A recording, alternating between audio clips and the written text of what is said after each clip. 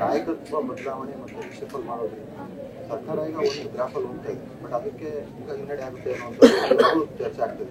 ನೋಡಿ, ಈಗ ಸರ್ಕಾರದ ನಾಯಕತ್ವ ಬದಲಾವಣೆ ಮಗದೊಂದು ವಿಚಾರ ನಮ್ಮ ಹಂತದಲ್ಲಿ ಇರ್ತಕ್ಕಂಥ ವಿಚಾರ ಅಲ್ಲ. ಪಕ್ಷದ ವರಿಷ್ಠರು ಏನು ತೀರ್ಮಾನ ತೆಗೆದುಕೊಳ್ತಾರೆ ಪಕ್ಷದ ಹಿತದೃಷ್ಟಿಯಿಂದ ಅದನ್ನ ನಾವು ಸ್ವೀಕರಿಸ್ತಕ್ಕಂಥವ್ರು. ಅದರಿಂದ ಪಕ್ಷದ ಶಿಸ್ತಿಗೆ ಒಳಪಟ್ಟು ನಾವು ಯಾವುದೇ ವಿಚಾರವನ್ನ ನಾವು ಚರ್ಚೆ ಮಾಡುವಂಥದ್ದಾಗಲಿ ಅದು ಯಾವುದೇ ಅಧಿಕಾರ ನಮಗಿಲ್ಲ.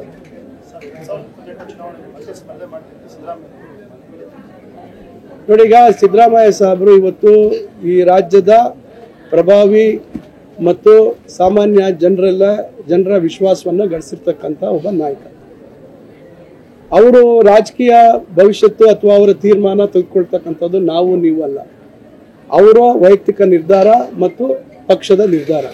ಅದರಿಂದ ಅದ್ರ ಬಗ್ಗೆ ನಾವು ಯಾರು ಏನು ಚರ್ಚೆ ಮಾಡ್ತಕ್ಕಂಥ ಪರಿಸ್ಥಿತಿ ಅಥವಾ ಸಂದರ್ಭ ಉದ್ಭವ ಆಗಿದೆ.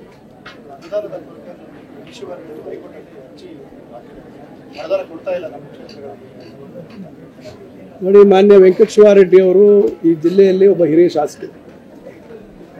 ಬಹುಶಃ ಅವರು ನೆನಪಿಸ್ಕೋಬೇಕಾಗತ್ತೆ, ಅವರು ಹಲವಾರು ಬಾರಿ ಆಡಳಿತ ಪಕ್ಷದಲ್ಲಿ ಶಾಸಕರಾಗಿದ್ದಾರೆ, ವಿರೋಧ ಪಕ್ಷದಲ್ಲಿ ಶಾಸಕರಾಗಿದ್ದಾರೆ.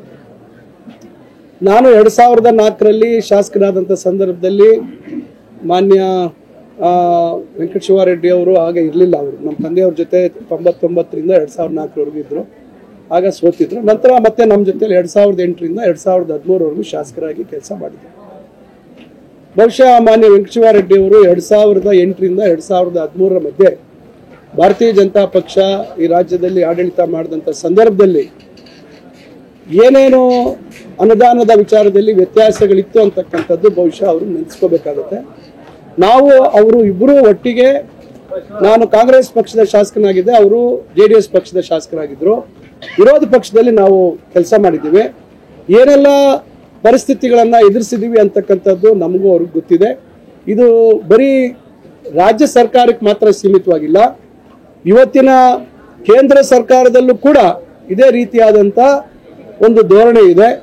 ಎಲ್ಲಿ ಕಾಂಗ್ರೆಸ್ ಪಕ್ಷದ ಆಳ್ವಿಕೆ ಇರ್ತಕ್ಕಂಥ ಸರ್ಕಾರ ಅಥವಾ ವಿರೋಧ ಪಕ್ಷದ ಆಳ್ವಿಕೆ ಇರ್ತಕ್ಕಂಥ ಸರ್ಕಾರಗಳಿಗೆ ಯಾವ ರೀತಿ ಅನುದಾನ ಹಂಚಿಕೆ ಆಗ್ತಾ ಇದೆ ಅಂತಕ್ಕಂಥದ್ದು ಮತ್ತು ಬೇರೆ ಬೇರೆ ಈಗ ಬಂಡವಾಳ ಹೂಡಿಕೆ ಬಗ್ಗೆ, ಈಗ ಇತ್ತೀಚೆಗೆ ಆರ್ಟಿಫಿಷಿಯಲ್ ಇಂಟೆಲಿಜೆನ್ಸ್ ರಿಸರ್ಚ್ ಸೆಂಟರು ಮತ್ತೊಂದು ಇವತ್ತು ವಿಜಯವಾಡ ಏನೋ ವಿಶಾಖಪಟ್ಟಣಂಗೆ ಹೋಯ್ತು ಅಂತಕ್ಕಂಥ ಚರ್ಚೆ ಇವೆಲ್ಲ ಇದೆ. ಇದನ್ನೆಲ್ಲ ನೋಡಿದಾಗ ನಾವು ಹಲವಾರು ಜನ ಇವತ್ತು ಕರ್ನಾಟಕದಲ್ಲಿ ಬಂಡವಾಳ ಹೂಡಿಕೆ ಮಾಡೋಕ್ಕೆ ಬರ್ತಕ್ಕಂಥವ್ರ ಜೊತೆ ಚರ್ಚೆ ಮಾಡಿದಾಗ ನೇರವಾಗಿ ಕೇಂದ್ರ ಸರ್ಕಾರದಲ್ಲಿ ಗುಜರಾತ್ಗೆ ಹೋಗಿ, ಮಹಾರಾಷ್ಟ್ರಕ್ಕೆ ಹೋಗಿ, ಇಲ್ಲ ತೆಲಂಗಾಣ ಆಂಧ್ರಾಗೆ ಹೋಗಿ ಈ ರೀತಿಯಾಗಿ ಆದ್ಯತೆ ಕೊಡ್ತಾರೆ. ಕೆಲವರಿಲ್ಲ ನಾವು ಕರ್ನಾಟಕಕ್ಕೆ ಹೋಗ್ತೀವಿ ಅಂತಕ್ಕಂಥ ನಿಲುವು ತಗೊಂಡು ಬರ್ತಕ್ಕಂಥವ್ರು ನೋಡಿದ್ದೀವಿ. ಅದರಿಂದ ಇದು ಸಹಜವಾಗಿ ಇವತ್ತು ಈ ರೀತಿಯಾದಂಥ ಅವರ ಪಕ್ಷದ ಪರವಾಗಿರ್ತಕ್ಕಂಥ ಸರ್ಕಾರಗಳು ಅಥವಾ ಅವರ ಪಕ್ಷದ ಆಳ್ವಿಕೆ ಇರ್ತಕ್ಕಂಥ ಸರ್ಕಾರಗಳ ಸಂದರ್ಭದಲ್ಲಿ ಇದು ನಿನ್ನೆ ಮೊನ್ನೆ ವಿಚಾರ ಅಲ್ಲ, ಇದುವರೆಗೂ ಈ ರೀತಿಯಾಗಿ ಆಡಳಿತ ನಡ್ಕೊಂಡ್ ಬಂದಿರ್ತಕ್ಕಂಥದ್ದು. ಅದರಿಂದ ನಾವು ಇದೆಲ್ಲ ಅನುಭವಿಸಿದೀವಿ. ನಾವು ಆ ಸಂದರ್ಭದಲ್ಲಿ ಬೇಸರ ಆಗಿದೆ, ಆದ್ರೂ ಕಷ್ಟಪಟ್ಟು ಅನುದಾನಗಳು ತರುವಂತ ಪ್ರಯತ್ನಗಳು ಮಾಡಿದೀವಿ. ಇವತ್ತು ನಮ್ಗೆ ಆಡಳಿತ ಪಕ್ಷದಲ್ಲಿ ಇವತ್ತು ಶಾಸಕರು ಮಂತ್ರಿ ಆಗ್ತಕ್ಕಂಥ ಅವಕಾಶ ಸಿಕ್ಕಿದೆ. ನಾವು ಹೆಚ್ಚು ಶ್ರಮ ವಹಿಸಿ ಇನ್ನ ಹೆಚ್ಚು ನಮ್ಮ ಕ್ಷೇತ್ರಗಳಿಗೆ ಇದೊಂದು ಅವಕಾಶ ಬಂದಿದೆ, ಹೆಚ್ಚು ಅಭಿವೃದ್ಧಿ ಮಾಡೋಣ ಅಂತಕ್ಕಂಥ ಪ್ರಯತ್ನವನ್ನ ನಾವು ಮಾಡ್ತಾ ಇದ್ದೀವಿ.